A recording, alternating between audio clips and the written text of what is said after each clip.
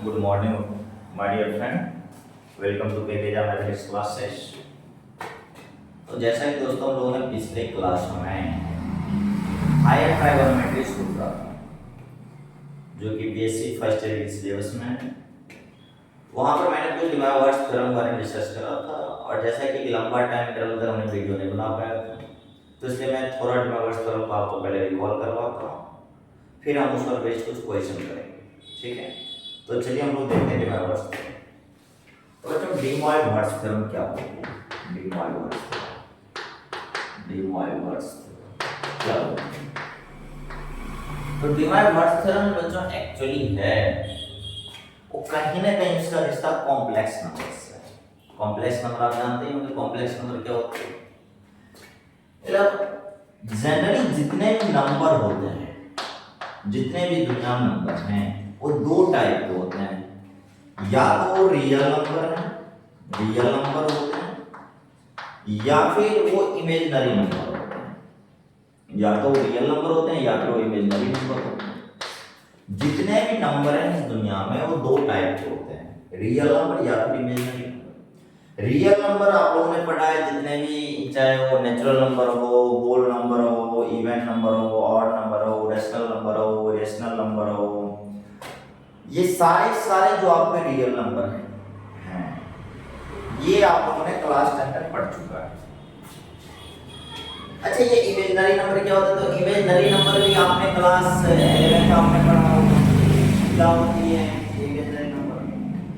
तो ऐसा नंबर जिसका स्क्वायर नेगेटिव हो जाए, क्योंकि आपने पढ़ा ऐसी कोई रियल नंबर नहीं है जिसका आप स्क्वायर करो नेगेटिव हो जाए। चाहे कोई भी रियल नंबर ले लो, उसका आपने पढ़ा होगा ना, नेगेटिव नंबर की पावर भी अगर हम इवन नंबर लेते हैं तो पॉजिटिव हो जाता है।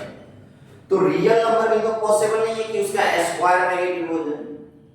लेकिन अगर आप ऐसा कोई नंबर ढूंढ पा रहे हो जिसका स्क्वायर नेगेटिव हो जाए, तो हम उसे कहते हैं भैया इमेजिनरी नंबर। जैसे मैं आपके सामने एग्जांपल दूं, जैसे मान लो √100 -1, जैसे ये कोई मान लीजिए कोई नंबर अपने पास, आप इसका स्क्वायर करो तो स्क्वायर से रूट कैंसिल आउट हो जाए, क्या हो जाएगा माइनस। देखिए हमने किस नंबर का स्क्वायर करा और क्या आ गया माइनस।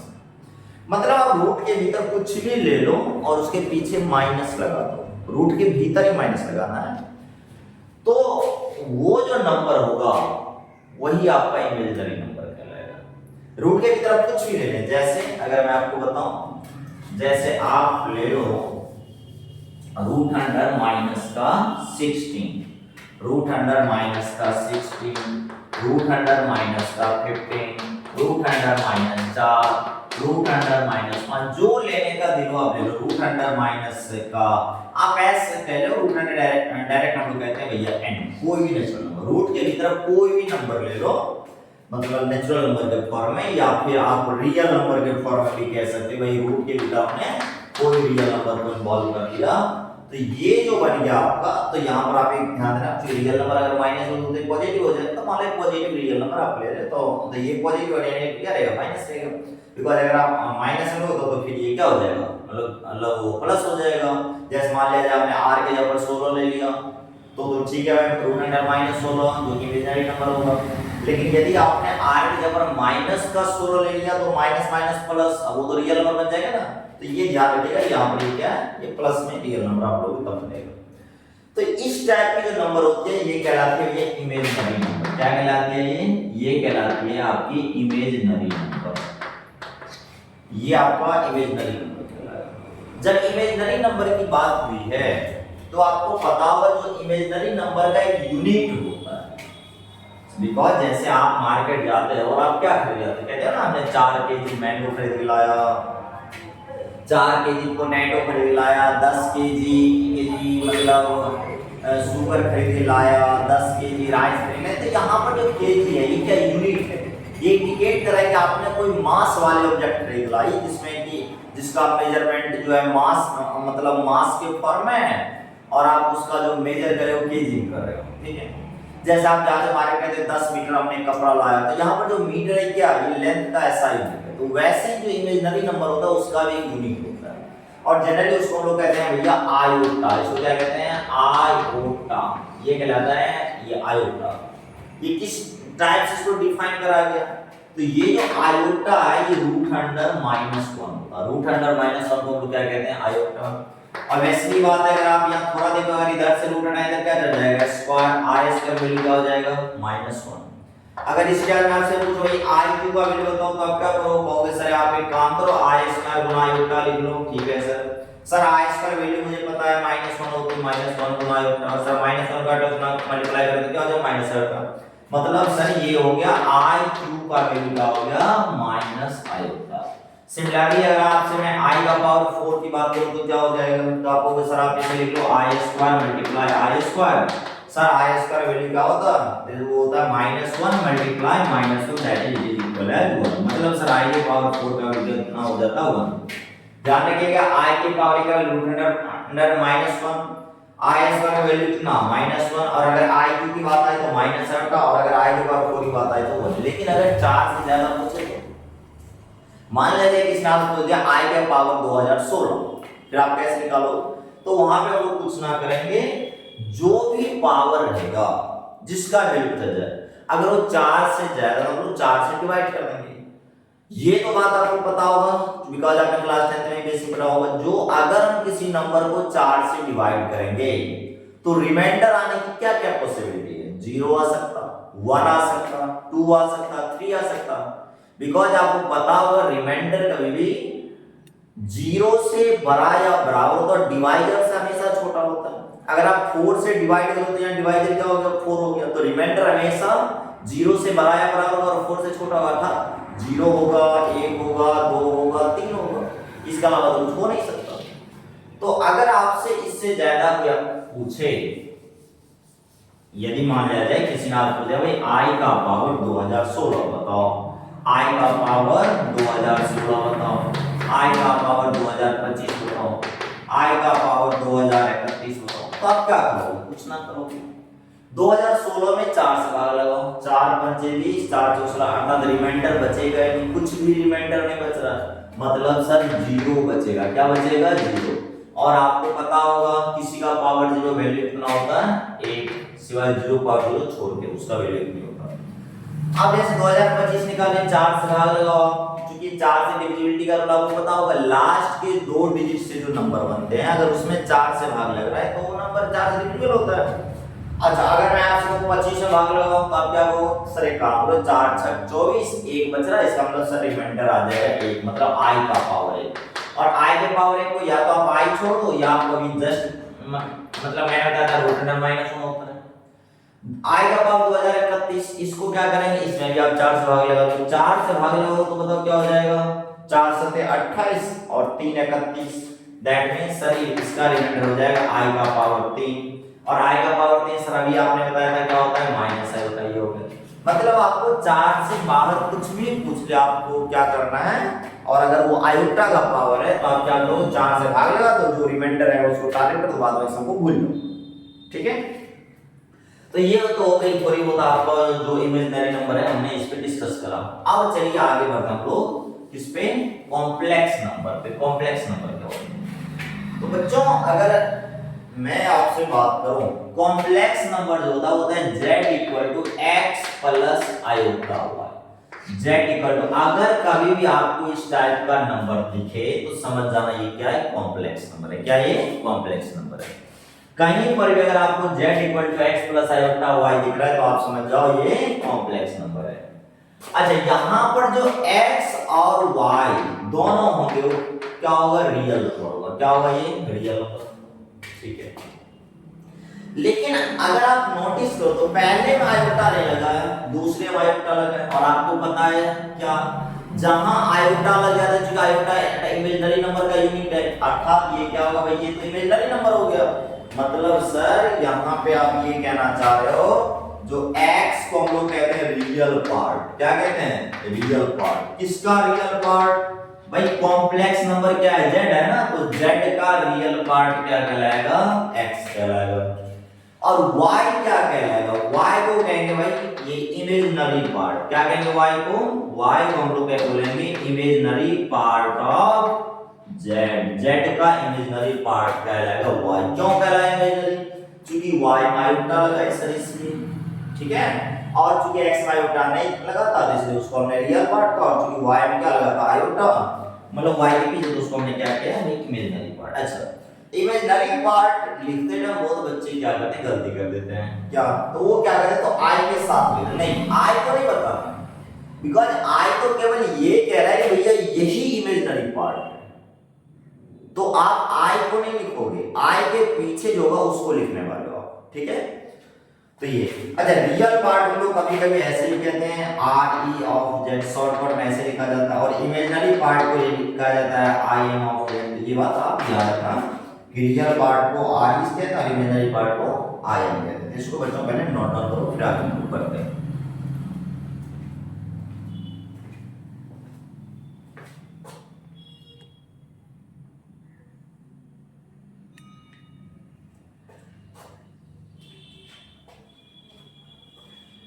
तो चलिए बच्चों हम लोग फिर आगे मूव करते हैं। तो ये था आपका कॉम्प्लेक्स नंबर, लेकिन कॉम्प्लेक्स नंबर आपने क्लास 11th में बात पढ़ा होगा पोलर फॉर्म, क्योंकि क्लास 11th में आपको एक पोलर फॉर्म पढ़ाए थे जनरली, क्योंकि ये कहां से है पोलर फॉर्म, आपने ये पढ़ा था भाई जितने भी इक्वेशन होते हैं एक्स और वाई के फॉर्म होता है, लेकिन क्लास 11th में आपने एक नया उस जो मतलब उससे कार्टेशियन फॉर्म करते हैं जो एक्स और वाई में होती थी, लेकिन यहाँ पर आपने पोलर फॉर्म पढ़ा था जिसमें बातें आर और थीटा होती थी। जैसे मान लीजिए ये कोई अगर आपका इनिशियली लाइन है ओ एक्स और ये मान लिया जाए वाई है, आप पता होगा यहाँ 0 डिग्री होता है, यहाँ पे क्या होता है पाई बाई 2 अर्थात 90 डिग्री होता है। मान लीजिए यहाँ पर हम कोई पॉइंट ले रहे हैं और यहाँ पर इस पॉइंट का हम लोग क्या लेते हैं, हम लोग पोलर पर लेते हैं आर थीटा, आर थीटा, जहां पर ये r को कहते हैं हम लोग मॉडुलस, क्या कहते हैं r को, क्या कहते हैं हम लोग r को कहते हैं सर मॉडुलस। किसका मॉडुलस कहते हैं, कॉम्प्लेक्स नंबर का, ठीक है। अच्छा, मॉडुलस क्या होता है, मतलब ये पॉइंट ये इस ओरिजिन से कितनी दूर है, इसकी जो लेंथ है ना इसी को हम लोग r कहते हैं, क्या कहते हैं r। और थीटा क्या है, थीटा का मतलब होता है थीटा हम लोग आर्गुमेंट के लिए क्या कहते हैं आर्गुमेंट, थीटा का हम लोग आर्गुमेंट। ये क्या होता है सर, तो ये होता है कि अगर इस लाइन को मिला दें ओरिजिन से, तो ये एक्स एक्सिस के साथ पॉजिटिव डायरेक्शन में कितना एंगल बनाता है, यही आपका आर्गुमेंट हो गया। क्योंकि अगर आपको पता है कॉम्प्लेक्स नंबर ऐसा दिया हुआ है और अगर आप चाहते हैं कि इसमें मॉडुलस निकालें तो आपको r बराबर फॉर्मूला पता होना चाहिए x² प्लस y² होता, और अगर आपको आर्गुमेंट निकालना है थीटा निकालना है तो उसके लिए tan थीटा बराबर होता है आपको mod y/x, बिकॉज ये जो थीटा ये डिपेंड करता है क्वाड्रेंट पे। जैसे मान लिया जाए ये अभी x भी पॉजिटिव y भी पॉजिटिव, तो ये फर्स्ट क्वाड्रेंट में, मान लिया जाए x माइनस हो गया y पॉजिटिव हो गया सेकंड क्वाड्रेंट में। अच्छा, मान लिया जाए ये भी माइनस ये भी माइनस थर्ड क्वाड्रेंट में हो जाएगा, मान लिया जाए ये प्लस ये माइनस तो क्या हो जाएगा फोर्थ क्वाड्रेंट। तो मतलब आर्गुमेंट जो है ना आपका थीटा पर सॉरी मतलब क्वाड्रेंट पे डिपेंड करेगा कौन से क्वाड्रेंट कॉम्प्लेक्स नंबर बैठेगा। तो ये हो गई आपकी कॉम्प्लेक्स नंबर की थोड़ी बहुत आइडिया, लाइन बहुत सारी बातें, लेकिन जो बेसिक बात है तो मैंने आपको बताया। डिमॉर्फ्स थ्योरम का जो कनेक्शन है वो यही पोलर फॉर्म से। डिमॉर्फ्स थ्योरम क्या कहता है समझिए। डिमॉर्फ्स थ्योरम कहता है कि अगर आपके पास कोई भी एक कॉम्प्लेक्स नंबर हो पोलर फॉर्म में, किस फॉर्म में, पोलर फॉर्म में, जैसे मान लिया जाए आपके पास कभी ऐसी बात आ जाए cos theta plus iota sin theta का पावर n। बच्चों ये जो होता है ना ये पोलर फॉर्म होता है किसका, कॉम्प्लेक्स नंबर का, ठीक है।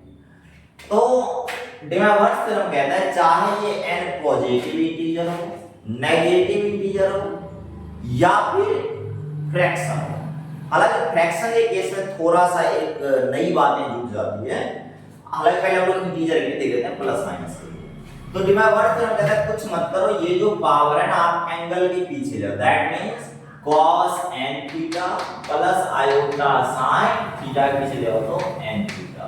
ये कहता है आपका डिमॉर्फ्स थ्योरम, क्या कहता है कि आप इस पावर को थीटा के पीछे ले आओ।